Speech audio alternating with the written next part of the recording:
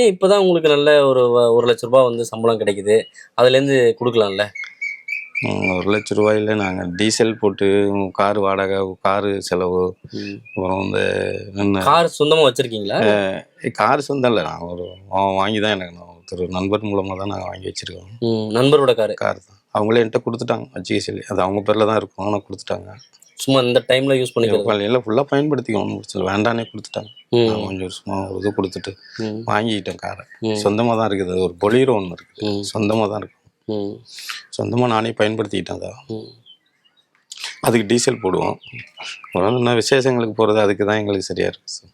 அந்த மக்கள் பணிகளுக்கே செலவும் சரியாயிடுது. அதை தாண்டி குடும்பத்துக்குன்னு கொஞ்சம் கூட அதிகமாக கொடுக்க முடியல. கொடுப்போம் என்ன தேவை, அன்றாட செலவினங்களுக்கு என்னவோ அதை நான் சரி சொன்னாங்களே 200 அதான் அதை சரி பண்ணிக்கும். ஒன்றும் குறையில்லாம அன்றாட வீட்டுக்கு தேவை வாங்கி கொடுத்துருவாங்க. வீட்டுக்கு தேவை சேமிப்பெல்லாம்